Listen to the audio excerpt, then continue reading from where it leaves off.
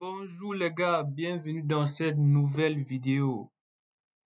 Alors, nous avons vu deux vidéos durant la semaine dernière où nous avons parlé de traitement d'image. Nous avons vu la dérivée, comment on utilise l'histogramme dans le domaine des traitements d'image, les gars. J'ai eu pas mal de retours de votre part et ça m'a vraiment fait plaisir, les gars. Donc, j'aimerais donc vous présenter un exemple de projet d'application de ce qu'on a parlé là parce que certaines personnes m'ont dit que bon, euh, comment on peut utiliser ça dans un cadre réel, les gars. Je voulais vous présenter juste cet exemple de projet où on utilise juste l'histogramme et la dérivée de l'image, la médiane pour pouvoir faire de l'OCR, les gars. Je sais que vous connaissez ce qu'on appelle l'OCR. L'OCR, c'est pour scanner les documents, les gars. Quand vous écrivez à la main et que vous voulez numériser un document, les gars. Donc, vous allez voir comment on peut, seulement à partir du traitement d'image en utilisant les histogrammes, tout ça, créer un modèle de machine learning ou peut-être de deep learning qui va faire de l'OCR, les gars. Donc, je vais vous présenter le projet en quelques lignes, mais si vous êtes intéressé par le projet, les gars, dites-moi en commentaire, comme ça, on va faire ça de A à Z ici sur la chaîne, les gars. Donc, ici, la semaine dernière, on avait parlé de l'histogramme, tout ça. Si vous vous souvenez bien, les gars, on a parlé de l'histogramme de l'image. Comment on peut faire extraire les contours à partir d'une image, les gars. Je vais maintenant vous présenter le projet OCR que j'ai fait à partir de ces notions, les gars. Par exemple, les gars, je vais vous montrer une image. Je vais vous montrer l'image d'un test écrit à la main. Vous voyez, ces images, les gars, ce sont des images des tests écrits à la main. Et pour le moment, ce n'est qu'une image en PNG ou en JPEG. Du coup, la machine, c'est pas numérisé, les gars. Le but de l'OCR, c'est donc de numériser ces documents. Par exemple, vous voyez, il y en a plusieurs. Voici un document aussi. Voici une image. On aimerait bien extraire. L'objectif de l'OCR, c'est d'extraire les caractères depuis cette image, les gars. Je sais que la plupart d'entre vous, vous avez déjà eu à utiliser des logiciels comme ça pour numériser vos documents, mais sûrement vous ne saviez pas comment ça marche. Mais j'ai essayé de faire ce projet assez simple pour pouvoir vous expliquer un peu au moins les principes et les bases, les gars. Je vous montre là quelques documents que j'ai. Par exemple, j'ai encore quoi ici?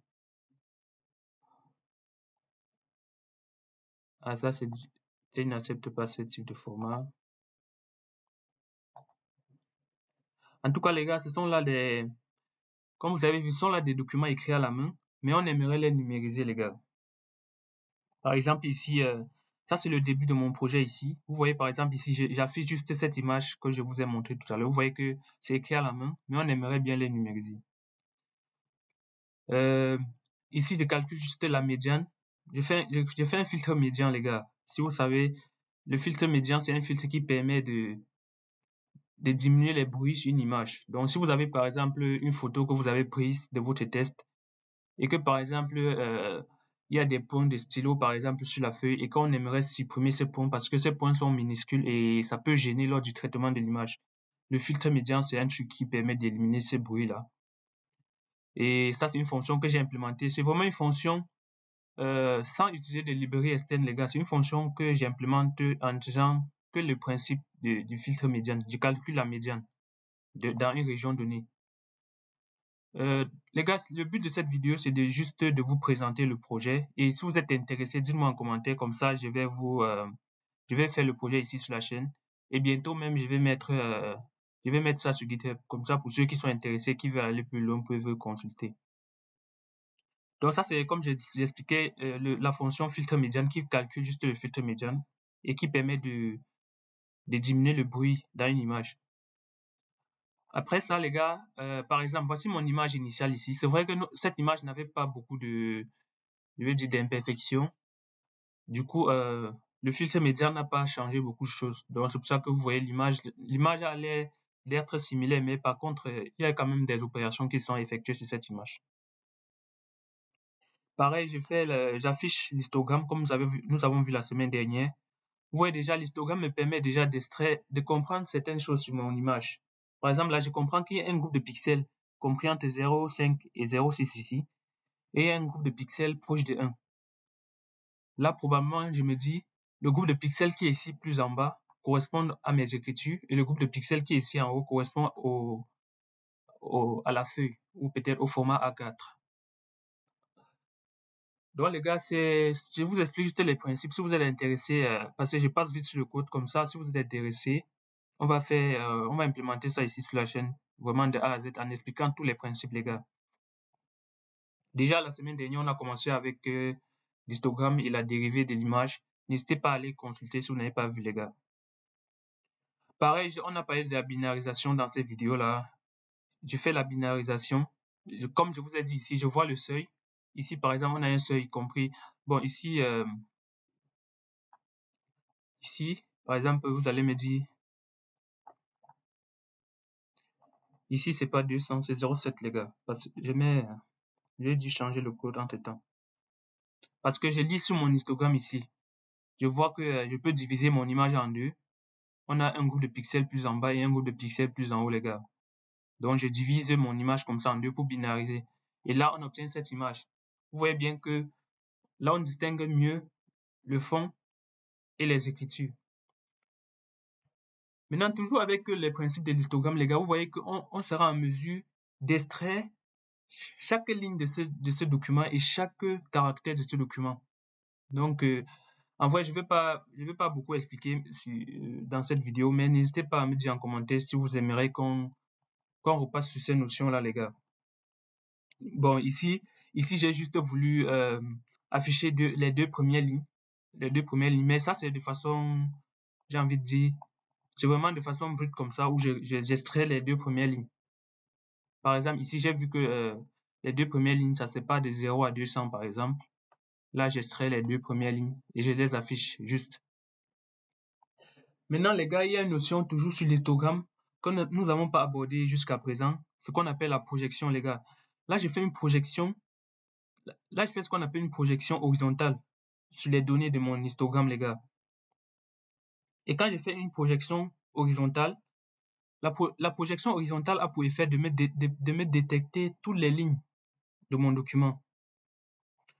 Quand je fais la projection horizontale, j'obtiens ce graphe comme ça, les gars. À chaque fois qu'il y a un pic, ça représente probablement une ligne. Là, par exemple, je peux compter le nombre de pics qu'on a ici et me dire, là, j'ai un pic ici, 1, 2, 3, 4, 5, 6, 7, 8, 9 ici, 10, 11. Donc, cette projection horizontale me permet de déjà prédire, déjà, par exemple, de visualiser déjà, j'ai envie de dire, combien de lignes sont dans mon document. Là, par exemple, ça me dit que on a compté, ça fait combien? 9. Ça me dit, par exemple, j'ai 11 lignes. Si on vient, on compte ici, on a bien 1, 2, 3, 4, 5, 6, 7, 8, 9, 10, 11. Vous voyez bien qu'on a bien 11 lignes dans notre image, qui représente probablement une ligne de test. C'est ça donc qu'on appelle la projection horizontale ici, les gars. La projection horizontale, comme je vous ai dit, me permet de déterminer le nombre de lignes probables dans mon document. Et après avoir calculé ma projection horizontale, comme je vous ai dit, je fais juste cette fonction qui me permet de parcourir ces valeurs et de déterminer quelles sont les limites de chaque ligne. Par exemple, ici, vous voyez que cette première ligne commence probablement ici et s'arrête ici. Comment savoir cela? Je parcours ma liste ici, je parcours cette liste de projection horizontale. Quand je rencontre 0, je commence à compter, les gars. Mais dès que je vais déborder, comme vous voyez ici, je vous montre la fonction. Voici la fonction qui fait ça, les gars. Donc, je parcours juste les valeurs de la projection. Et je vérifie d'abord si je suis supérieur à 0 et que je ne suis pas à la fin d'une ligne. Ou peut-être que je n'ai pas encore détecté une ligne. En tout cas, les gars, cette vidéo va être assez longue. C'est juste pour vous montrer un peu où en est ce projet. Comme ça, si ça vous intéresse, n'hésitez pas même à m'écrire, les gars. Comme ça, je peux vous envoyer le projet complet. Ou bien, si vous voulez qu'on explique ça plus en détail sur la chaîne, n'hésitez pas aussi à me dire ça en commentaire, les gars. Et après avoir détecté compter le nombre de lignes. Vous voyez ici, ça me dit, là par exemple, ça c'était un ancien code. Attendez, on exécute ça.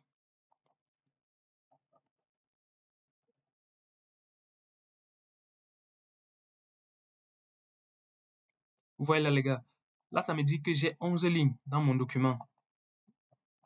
Et c'est bien les 11 lignes qu'on a dans notre photo initiale les gars. On avait bien 11 lignes ici au départ.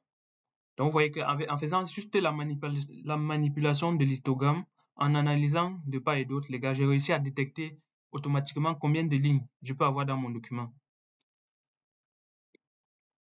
Ici, là, j'essaie juste de faire ce petit graphe-là qui affiche un peu les limites de chaque ligne détectée. Vous voyez ici, ça c'est juste une fonction lambda comme ça qui permet de détecter les limites, les débuts et la fin de chaque ligne. Parce qu'on avait déjà calculé ça ici en fait. Donc j'affiche juste pour visualiser. Après ça, les gars, vous voyez que juste en analysant l'histogramme, on a réussi à détecter les lignes dans notre document, dans notre photo. Maintenant, qu'est-ce qu'il faut faire? Il faut maintenant détecter les caractères en eux-mêmes. Parce que chaque ligne représente par exemple une phrase. Et dans une phrase, on a des caractères. Maintenant, il faut qu'on détecte ces caractères. Pour détecter les caractères, les gars, j'ai fait exactement la même chose que nous avons vu précédemment. Bon, pour l'instant, ici, j'ai juste affiché chaque ligne en fait. Ici, j'ai juste affiché chaque ligne. Je parcours le nombre de lignes, j'affiche juste chaque ligne. Donc ici, j'ai affiché, je peux exécuter ça. Là, vous voyez que ça affiche chaque ligne, les gars. Là, j'ai réussi à afficher chaque ligne de mon document avec cette représentation, cette projection au-dessus. Et cette projection au-dessus, cette fois-ci, comme vous voyez ici sur cette ligne, vous voyez la courbe en bleu là. Cette fois-ci, c'est une projection comment? C'est une projection verticale, plus horizontale. Maintenant, la projection verticale a pour rôle, les gars, de détecter des caractères, donc de déterminer une zone où il y a probablement un caractère, les gars. Comme vous voyez par exemple ici, prenons une ligne qui est mieux représentative ici. Voilà. Prenons par exemple cette ligne, les gars. Ça, c'est la projection verticale. Ça, c'est la projection verticale sur cette ligne. Vous voyez, quand cette courbe bleue rencontre un caractère, vous voyez bien comment il y a des oscillations comme ça, les gars. Donc, c'est ces oscillations-là qui me permettent de savoir que dans cette région, il y a un caractère. C'est la même chose qu'on a vu avec la projection horizontale. La projection horizontale me permettait de déterminer les lignes. Cette fois-ci, la projection verticale me permet de déterminer sur chaque ligne un caractère. Donc, c'est ça que j'ai fait ici.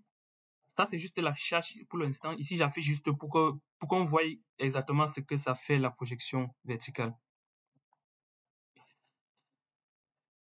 Maintenant, ici, ça, c'est une autre fonction, les gars. Je ne vais pas vous expliquer cette fonction pour l'instant, mais si vous êtes intéressé par cette série, n'hésitez pas à me dire en commentaire. Comme ça, on va vraiment détailler ça ici. Cette fonction permet juste de recevoir une image en paramètres, de centraliser et de normaliser aussi l'image, les gars. Donc, comme j'ai écrit ici, extraire, centraliser, normaliser et sauvegarder.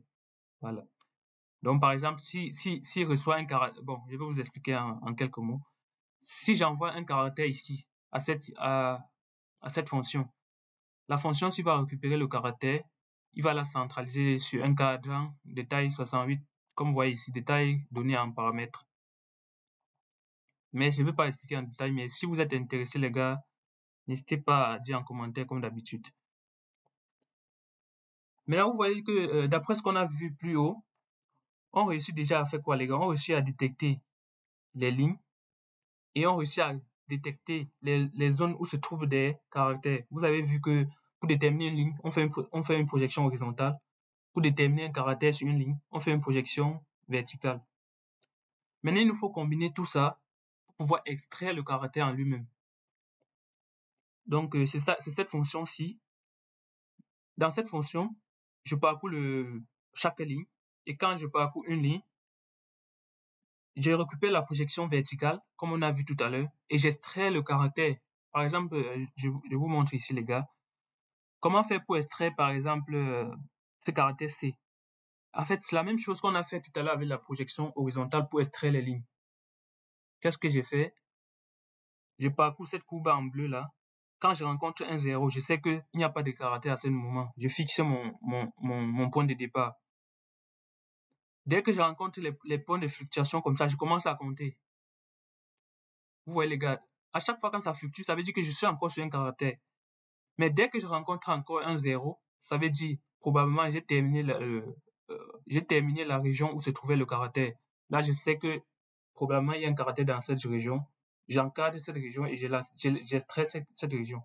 C'est exactement ce que je fais ici dans cette fonction. Bon, on va pas expliquer en détail les gars, mais n'hésitez pas comme d'habitude, me dire en commentaire si vous êtes intéressé par le projet. Donc comme on a vu au départ les gars, notre but c'est de faire quoi? De faire ce qu'on appelle OCR, c'est-à-dire de prendre une photo et d'extraire le texte qui se trouve sur cette photo. Donc vous voyez déjà que seulement avec l'histogramme qu'on a expliqué là, on réussit déjà à extraire des caractères dans notre test. Maintenant, qu'est-ce qu'il faut faire? Il faut maintenant que la machine puisse analyser ces caractères et de dire si ça représente A, B, C ou si ça représente F. Vous voyez les gars. Maintenant, on passe à une autre étape. Ici, ça c'est une autre fonction que j'ai mis en place. Mais les gars, n'hésitez pas à me dire en commentaire si vous voulez vraiment qu'on explique ça en détail. On va faire ça sur la chaîne les gars. Pareil ici. Maintenant les gars, j'ai même oublié de vous montrer un truc ici en haut tout à l'heure. Toujours dans cette fonction, comme je vous ai expliqué ici, j'extrais chaque région. Quand j'extrais ces régions-là, je les sauvegarde. Vous voyez comme j'ai mis ici. En fait, je les sauvegarde dans un dossier, dans chaque dossier. Ça, c'est encore l'étape de collecte des données. Donc, je sais que j'ai écrit des tests comme je vous ai montré ici. J'ai écrit ça à la main ici. Vous voyez les gars, ça ce sont des images écrites à la main. Vous voyez par exemple, on a A, B. Je sais déjà que sur chaque image, j'ai des lettres de A à Z. Je vais récupérer ces lettres et je vais les sauvegarder. Je vais sauvegarder chaque lettre. Ça, c'est encore des lettres écrites à la main. Attendez, je vous montre. Je vous montre. Voilà, vous voyez les gars. Ça, ce sont des trucs écrits à la main. Je connais ce qui se trouve sur chaque image. Comme ça, quand je vais extraire, je sais que par exemple, sur cette image, il y a par exemple la lettre T, H, X. Comme ça, quand je vais la sauvegarder, cette lettre, je connais son label en fait. Parce que pour l'instant, je collecte que les données et on va voir tout de suite à quoi va servir cette collecte. Donc, vous voyez que j'applique, par exemple, je prends une image comme celle-ci. Qu'est-ce que je fais? Je calcule son histogramme. Après, je calcule quoi? J'applique un filtre médiane pour pouvoir éliminer les bruits. Et à partir de l'analyse de son histogramme, qu'est-ce que je fais? J'extrais les lignes. Vous voyez qu'à partir de l'histogramme de cette image, je peux dire qu'il y a 3 lignes sur cette image. Et après l'extraction des lignes, je fais une projection verticale pour extraire chaque caractère. Et quand j'extrais chaque caractère de cette image, je dois la sauvegarder. Donc les gars, et quand je sauvegarde, attendez, je vous montre maintenant mon dossier ici. En fait, je les sauvegarde ici. Si on part dans... Voilà, vous voyez lettres centrées là, si j'ouvre, vous voyez les gars. Ici dans lettres centrées, il y a des dossiers de A à Z. Et dans chaque dossier, je sauvegarde le caractère que j'ai extrait de mon image. Par exemple, on va par exemple ouvrir A. Vous voyez par exemple ici. Voilà par exemple les lettres qui ont été extraites à partir des images. On peut parcourir là. On peut visualiser certains. Il y en a une centaine, les gars. Je pense environ plus d'une centaine. Ça, ce sont des lettres extraites des différentes images que je vous ai montrées là. Et quand j'extrais, je les sauvegarde. En fait, je ne les sauvegarde pas de façon aléatoire. Comme je vous ai dit, dans chaque image, en fait, je connais, comment on vous dit ça, sans aller trop en détail, les gars. Dans chaque image ici, dans cette fonction, en fait, ça, c'est la fonction principale qui fait tout ce traitement. Par exemple, ici, je connais que sur mon image, c'est énuméré de A à Z. Donc, je sais que ça commence par la lettre A. La lettre A, est nommé 0. Du coup, comme je suis sûr que le traitement fait par mon histogramme, la projection horizontale et verticale marche parfaitement. Donc, ça a réussi à extraire tous les caractères individuellement. C'est là où je commence donc à compter dans ma boucle ici. Je sais que la première image sera A, la seconde B, ainsi de suite. C'est pour ça que je sauvegarde la bonne lettre dans le bon dossier, les gars. Donc, quand je finis ça, ça c'est une autre fonction, les gars. Si vous êtes intéressés, je vais vous expliquer toutes ces fonctions-là. Sinon, on va perdre beaucoup de temps. Comme ça, on pourra faire une série de vidéos là-dessus pour vraiment vous expliquer tout ça. Donc, pour l'instant, vous voyez quoi, les gars? Jusqu'à ce niveau, par exemple, jusqu'à ce niveau, qu'est-ce qu'on a réussi à faire? On a réussi à partir d'une image, extraire des caractères, les sauvegarder dans des dossiers spécifiques. Par exemple, extraire le caractère A, sauvegarder dans le dossier A, extraire Z, sauvegarder dans le dossier Z. Ça, c'est l'étape où je faisais de la collecte des données pour entraîner mon modèle OCR, les gars. Maintenant, qu'est-ce qu'il me faut faire? Il me faut donc récupérer ces données-là et les formaliser sur un format où je peux passer ça à un modèle. Maintenant, là, qu'est-ce que je fais, les gars? Cette fonction data préparation, on a déjà vu plusieurs fois sur la chaîne. On a déjà parlé de ça dans plusieurs tutos sur la chaîne. On a fait un tuto sur les CNN ici sur la chaîne. On a parlé de cette fonction data préparation. En fait, c'est la même fonction, sauf que j'ai juste changé quelques paramètres. Mais cette fonction me permet de faire quoi? Récupérer toutes les images des lettres que j'ai sauvegardées et les sauvegarder dans un fichier CSV. Donc, les récupérer, comme ce détail 64 x 64, récupérer ça, transformer en un vecteur et sauvegarder ça dans un dossier, dans un fichier CSV avec des labels associés. Donc, c'est ce que fait c'est ce que fait cette fonction data préparation. Comme vous voyez ici, il y a des targets ici, il y a target, il y a label. Je récupère des labels et des targets ici. J'attribue à chaque image. Bien sûr, vu que j'ai bien structuré mes dossiers ici, je sais exactement que dans le dossier V, il y a les lettres V. Dans le dossier T, il y a la lettre T. Donc, je récupère ces dossiers-là, ces images-là. Je transforme ça en vecteur. Je mets dans mon fichier CSV et je mets un label associé. Ici, on sait que ici, j'ai travaillé avec les 26 lettres. J'ai pas voulu utiliser les caractères accentués. J'ai juste travaillé avec les lettres comme ça non accentuées. Donc, il y a de A à Z, ça fait 26. Donc, je sais que mes targets varient de 0 à 26, 0 à 25. J'attribue des targets et je sauvegarde ça maintenant sur un dossier CSV. Maintenant, si vous êtes déjà habitué, je sais que vous êtes déjà habitué avec cette notion, les gars, parce qu'on a déjà parlé de ça sur la chaîne plusieurs fois. Et aussi, si vous faites un peu de data science ou peut-être de l'informatique en général, vous avez déjà eu à faire un modèle de régression logistique, régression linéaire en utilisant un fichier CSV. Donc, c'est ça ce que j'appelle fichier CSV. Une fois qu'on a sauvegardé nos data dans le dossier CSV, les gars, qu'est-ce qu'il faut faire? Il faut maintenant faire quoi, les gars? Une fois qu'on a sauvegardé nos data dans un fichier CSV, tout de même, il nous faut analyser ces données, en fait. Donc, on vient de sauvegarder nos données dans le dossier, dans le fichier CSV. Même si on connaît au préalable ce qui se trouve dans ces dossiers, il nous faut les analyser. Et donc, c'est cette étape-là. J'ai sauvegardé mon dossier ici dans A to Z CSV. Par exemple, vous pouvez voir ici. Vous voyez, les gars. Je fais data frame.toCSV. Cette fonction permet de sauvegarder. Je sauvegarde ça dans A to Z.csv. Maintenant, dans cette étape, je récupère ces mêmes données que j'ai sauvegardées sur format CSV. Cette étape, c'est juste pour me rassurer que j'ai bien mes données sauvegardées et qu'elles correspondent, elles ont été bien sauvegardées, même si je sais au préalable que ça a été bien fait. Là, j'affiche juste un peu le head de mes données. Vous voyez que chaque ligne ici représente une image. Chaque ligne représente une image. Et j'ai les labels associés et j'ai les targets aussi.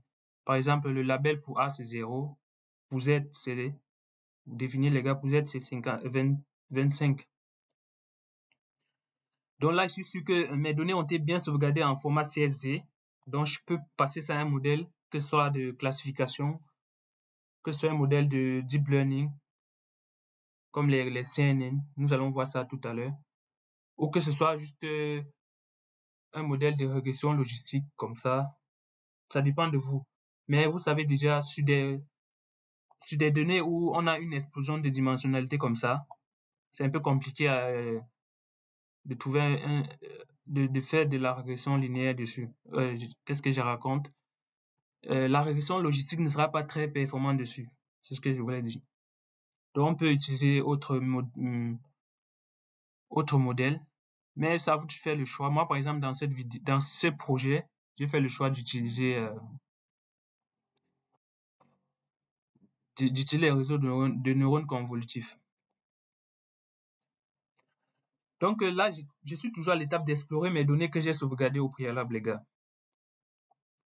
Là, j'ai créé une petite fonction là qui me permet juste d'afficher un peu quelques caractères qui ont été sauvegardés. Donc là, on voit déjà quelques caractères qui ont été sauvegardés. Là, à l'œil, on voit bien que ça c'est un Q, ça c'est un D, ça c'est un B, ça c'est un F. On voit un peu ces caractères-là comme ça. Eh les gars, n'oubliez pas que ces caractères au préalable viennent de quoi? Ça vient de toutes ces images que nous avons faites à la main au départ. N'oubliez pas cela. Je cherche vraiment certaines images que j'ai faites. Voilà, vous voyez les gars, ça vient de toutes ces images-ci. C'est vraiment ces images comme ça que je cherchais. Voilà, ça vient de ces images. On a pris ces images, on a juste fait un simple histogramme, fait une projection horizontale, une projection verticale. On a réussi à extraire des lignes. Après avoir extrait des lignes, on a extrait des caractères et on a sauvegardé ces caractères. Et après avoir sauvegardé ces caractères, qu'est-ce qu'on a fait? On a refait un chargement de tous ces caractères pour sauvegarder sur un fichier CSV. Et maintenant, nous essayons d'explorer bien ce fichier CSV. C'est ça ici. Et c'est dans bien ces résultats qu'on a dans ce fichier CSV. Et qu'est-ce qu'on fait, les gars? On est bien satisfait de ce que nous avons fait jusqu'à présent. Maintenant, je suis sûr que j'ai une base de données bien organisée. Maintenant, je peux choisir mon modèle, comme je vous ai dit au préalable, pour entraîner. Moi, ici, j'ai juste fait un modèle convolutif en utilisant TensorFlow, les gars. Donc, ça, c'est l'entraînement de mon modèle. Je ne vais pas aller plus en détail. Sinon, si vous êtes intéressés, les gars, n'hésitez pas surtout à me dire en commentaire. Comme ça, on va faire ça sur la chaîne, les gars. Là, j'entraîne mon modèle. J'entraîne mon modèle ici, je l'évalue. Et par exemple, ici, ça, c'est l'évaluation du modèle. On peut directement voir les résultats ici. Voici les résultats de mon modèle, les gars. Vous voyez, par exemple, ici, le modèle prédit, par exemple, ça, c'est un A. Par contre, ce n'est vraiment pas un A, ça ressemble plus à un O. Et on voit que le modèle a réussi ici. Ici non plus. Il dit que c'est un V. Non, le modèle prédit un U, alors que c'est probablement un V ici. Donc, on peut d'abord voir par contre, je ne sais pas pourquoi il ne m'affiche pas l'accuracy de mon modèle. Je pense que comme j'avais fermé le fichier, mais c'est pas grave, les gars. Donc, on voit déjà les prédictions du modèle. On voit déjà que c'est pas mal. Par exemple, on voit un P, le modèle a réussi. K, le modèle a réussi. Ça, c'est un O, bien sûr, il a réussi. W, il a réussi. Si je me rappelle bien, en fait, le modèle avait ah, voilà, les voici les résultats. C'est ça que je cherchais. Voilà. On peut voir l'accuracy ici, les gars. 0,98, c'est assez... Non, bon, voici le dernier ici. Non, voici le dernier, 0,6, si je ne me trompe pas. En tout cas, on voit que le modèle a une pourcentage de réussite de 60%, les gars. Ce qui est plus ou moins... Ce qui est déjà une bonne chose. C'est pour dire que il réussit à prédire... Comment dire? Il réussit à faire une bonne prédiction avec une probabilité de 60%.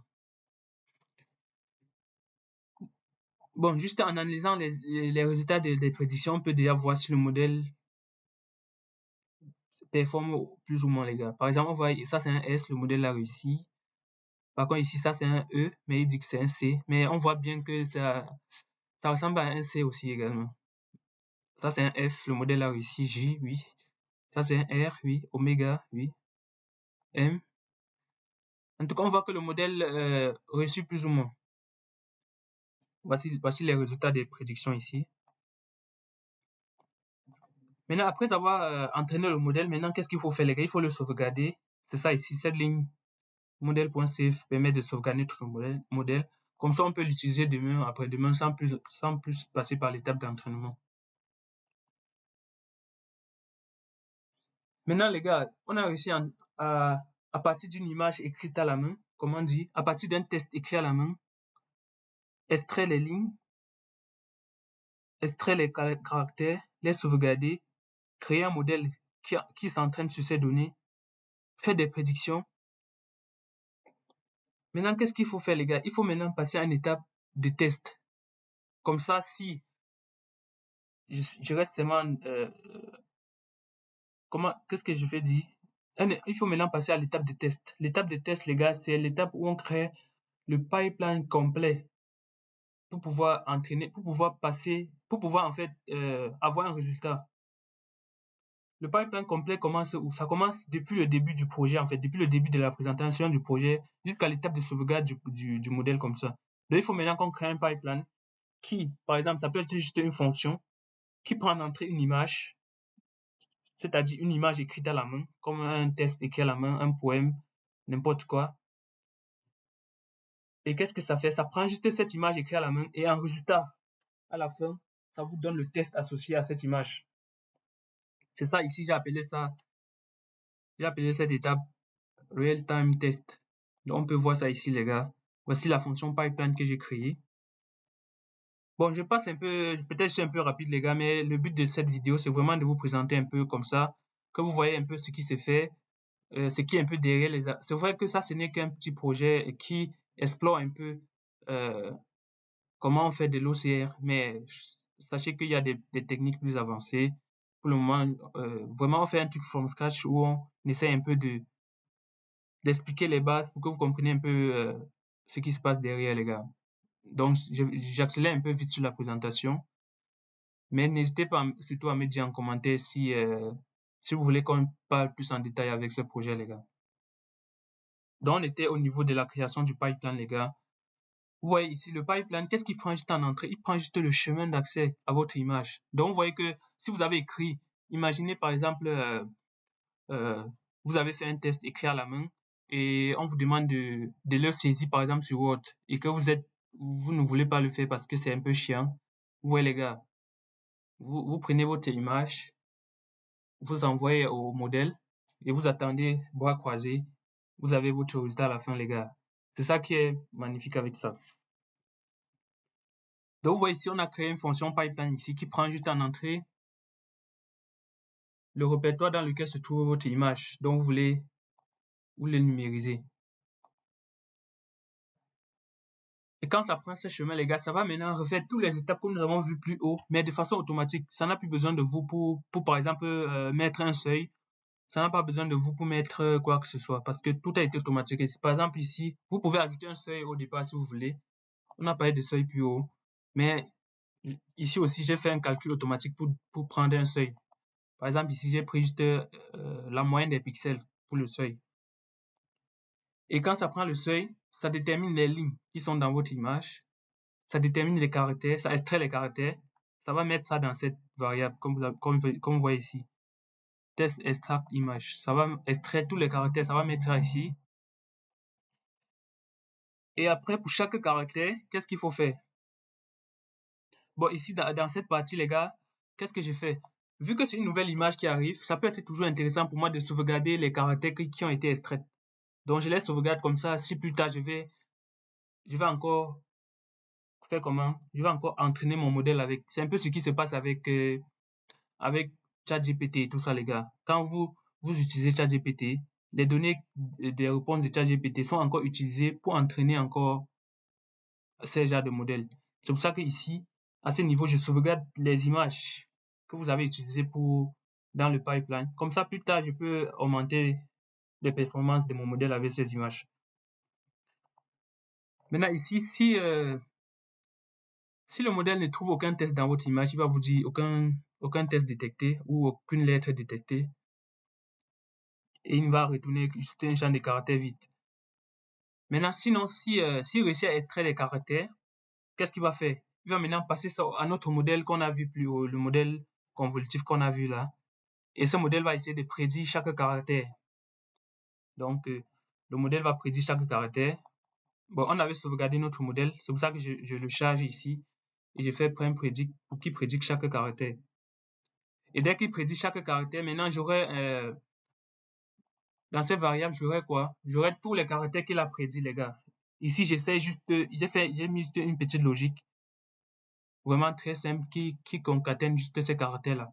Mais sinon, en fait, si vous voulez faire vraiment un truc complet qui va extraire tous les caractères, refaire le test, écrire le test qui était sur l'image, vous pouvez encore améliorer cette fonction, mais moi, je concatène juste pour l'instant. Par exemple, vous pouvez mettre en place, par exemple, un système qui fait quoi? Qui détermine, par exemple, les zones entre les mots. Vous voyez, les gars, parce que les espaces entre caractères peuvent être plus petits que les espaces entre les mots et tout ça. Comme ça, vous formez les mots avec vos résultats. Mais pour l'instant, vraiment, on fait un truc simple qui extrait les caractères et, et retourne un résultat, les gars. Donc, dans cette fonction, bon, au courant de cette fonction, j'affiche quelques images pour le debug ici. Par exemple, ici, j'affiche l'image binarisée que le modèle a binarisée ici. Et à la fin, j'affiche aussi l'image originale, si je ne me trompe pas. Ici, j'affiche aussi l'image originale que vous avez passée initialement. Et je retourne le test de sortie. Maintenant, ici, je voulais tester maintenant mon modèle sur une image qu'il n'a jamais vue. Parce que, souvenez-vous, pour l'instant, on a entraîné le modèle. On l'a testé sur les données de test. Mais ces données de test, c'était déjà des lettres, déjà bien préparées, tout ça. Mais sur cette partie, je teste mon modèle sur une image en entrée qu'il n'a pas encore vue. Par exemple, je l'ai testé sur ABCT. ABCT, cherchons l'image ABCT. Ça se trouve ici, ABCT, voilà. Par exemple, je l'ai testé sur cette image, les gars. Cette image, le modèle ne l'avait pas encore vue. Je l'ai testé sur plusieurs, hein. Sur celle-ci aussi. Bon, celle-ci, c'était un peu différent des images. Ici, c'était pas écrit à la main. Du coup, c'est pas ce qui nous intéresse. J'ai pas testé dessus. Je l'ai testé dessus. Sur quelle encore? Voilà, je l'ai testé sur celle-ci aussi. Vous voyez, ça c'est un truc que j'ai écrit à la main aussi. Comme vous pouvez voir ici, ça c'est un test écrit à la main. Et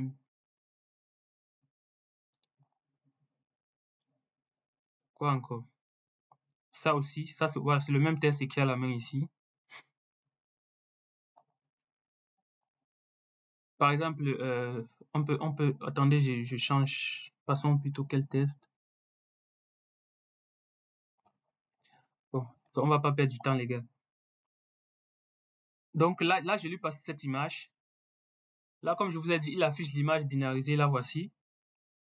Et voici l'image originale passée en paramètres. Et voici les prédictions du modèle. Déjà, quelle remarque vous faites, les gars?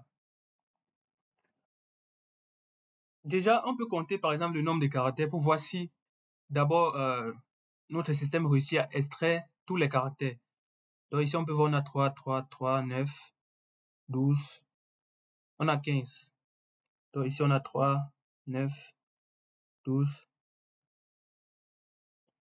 Donc qu'est-ce que je raconte? Ici, on a 5, 5. 5 fois 3, ça fait 15. Ici, on a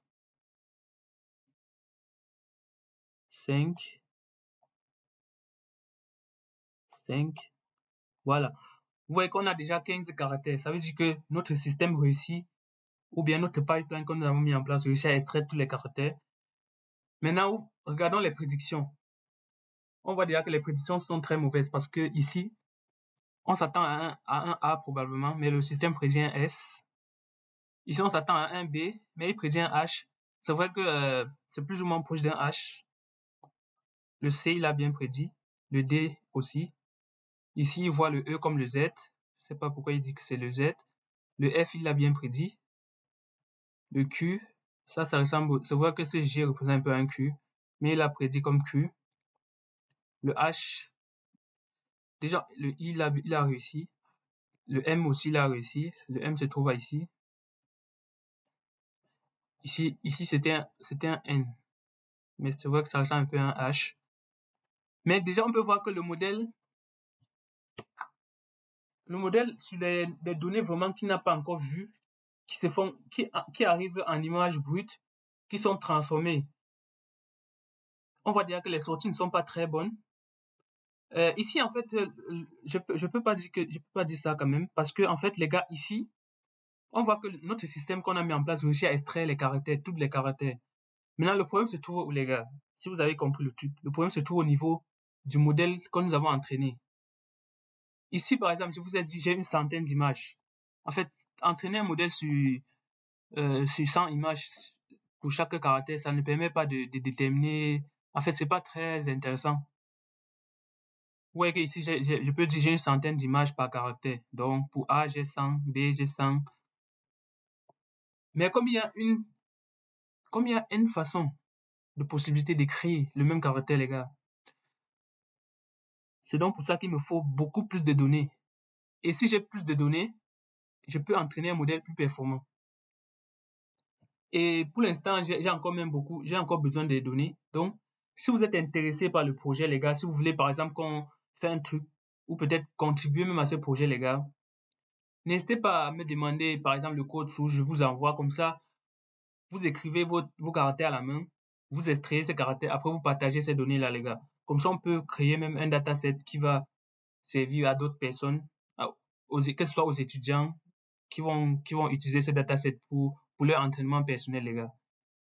Déjà, je suis en train de créer ce dataset parce que le but c'est vraiment de partir de zéro. Vous voyez que ici, dans ce projet, j'ai pas utilisé de OpenCV, j'ai pas utilisé de librairie de traitement d'image. En fait, j'ai pas vraiment, c'est un principe où j'implémente toutes les fonctions. Comme vous avez vu ici, on a implémenté les fonctions pour calculer, pour faire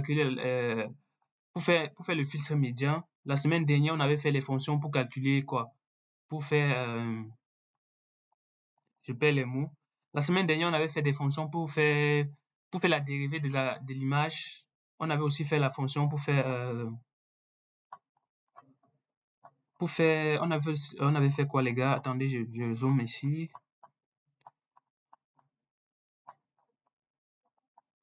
On monte ici en haut. On regarde toutes les fonctions qu'on avait vues.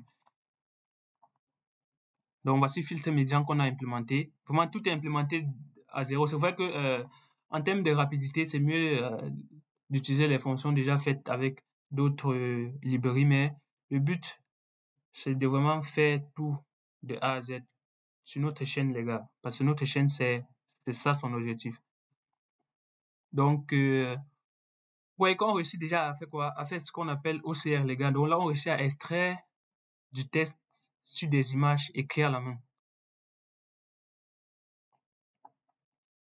La fonction qu'on a implémentée là, c'est ça, je cherche, j'ai oublié le nom.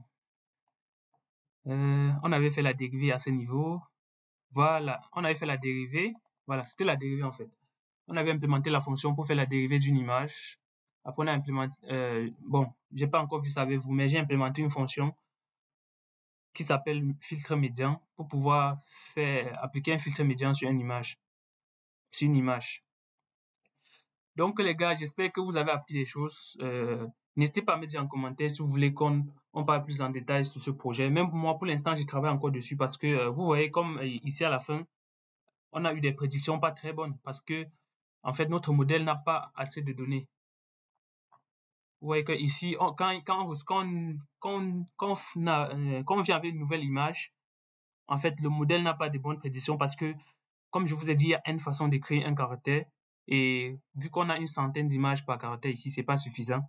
Il nous faut encore plus de données, les gars. Donc, si vous voulez même contribuer au projet, n'hésitez pas à me dire ça en commentaire. Comme ça, je vais partager le code source avec vous. Et de votre côté, vous pouvez euh, faire du traitement sur vos propres images et enregistrer ces caractères. Donc, les gars, on va arrêter là pour cette présentation. J'espère que vous avez appris des choses. Et, et les gars, qu'est-ce qu'on va dire? À très bientôt, les gars. Portez-vous bien. N'hésitez pas à liker la vidéo, commenter et de partager autour de vous, les gars, si ça peut aider les uns ou les autres. Donc, les gars, à très bientôt et ciao, ciao.